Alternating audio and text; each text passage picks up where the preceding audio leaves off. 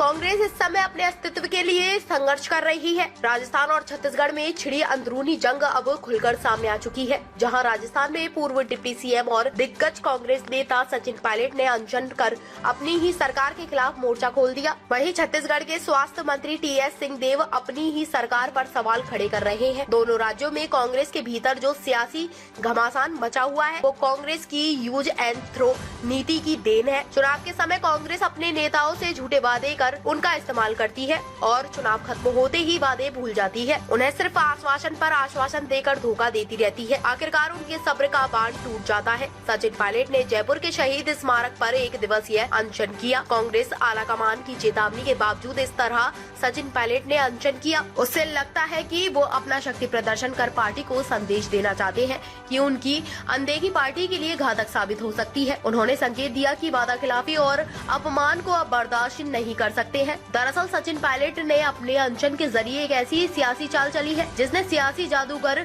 अशोक गहलोत को भी सोचने पर मजबूर कर दिया है। हालांकि गहलोत सरकार के मंत्री और कांग्रेस विधायक सचिन पायलट के अनशन से दूर रहे, लेकिन बड़ी तादाद में उनके समर्थकों की मौजूदगी ने मुख्यमंत्री अशोक गहलोत का टेंशन बढ़ा दिया है। वहीं कुछ लोगों का कहना है कि चुनाव से पहले राजस्थान में कोई बड़ा सियासी खेल हो सकता है। कुछ भी हो, लेकिन सचिन पायलट ने मुख्यमंत्री अशोक गहलोत और राहुल गांधी को जोरदार झटका दिया है। हालांकि सचिन पायलट के इस अनशन को लेकर कांग्रेस के बड़े नेता बयान देने से बचते रहे, लेकिन कांग्रेस का एक खेमा ऐसा था जो सचिन पायलट के समर्थन में खड़ा था। इस खेमे में कांग्रेस के वैसे नेता शामिल हैं जो पार्टी में खुद को पीड़ित और उपेक्षित महसूस कर रहे हैं। उनमें छत्तीसगढ़ के स्वास्थ्य मंत्री टीएस सिंहदेव भी शामिल है। टीएस सिंहदेव ने खुलकर सचिन पायलट का समर्थन किया। उन्होंने कहा कि सचिन पायलट ने कोई लक्ष्मण रेखा पार की हो, ऐसा उन्हें नहीं लगता। जब जनता से वोट मांगने जाते हैं तो जनता भी नेताओं से जवाब मांगती है। लोग कहेंगे कि हम कांग्रेस को वोट क्यों दे, पूर्व में भी जो बातें कही थी वो भी नहीं पूरी हुई तो फिर से कांग्रेस को वोट क्यों दे। दरअसल छत्तीसगढ़ के स्वास्थ्य मंत्री टीएस सिंहदेव अपनी ही पीड़ा से करा रहे हैं। समय समय पर उनका दर्द छलकता रहता है। मुख्यमंत्री भूपेश बघेल और कांग्रेस आलाकमान के प्रति उनकी नाराजगी तलख बयानों के रूप में सामने आती रहती है। हालांकि वो सचिन पायलट की तरह खुलकर अपनी नाराजगी जाहिर नहीं कर रहे हैं, लेकिन वादा खिलाफी की पीड़ा को दबा भी नहीं पाते हैं। अभी जुबान पर अपनी पीड़ा और बेबसी जाहिर करते हुए कहा कि बंद कमरों में क्या बात होती है, उसे बोलने के लिए हम फ्री नहीं है। मीडिया में बार बार 2.5 साल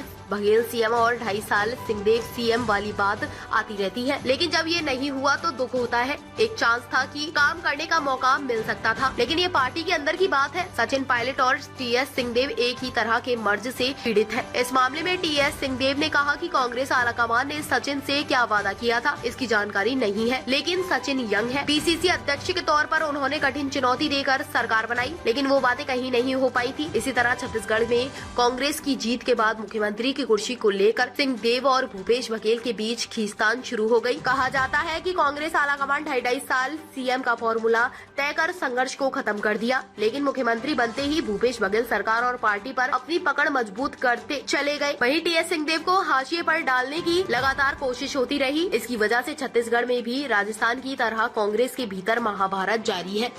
ताज़ा खबरों से जुड़े रहने के लिए हमारे चैनल को सब्सक्राइब करें और बेल आइकन को दबाना ना भूलें ताकि हर खबर की नोटिफिकेशन आपको मिलती रहे।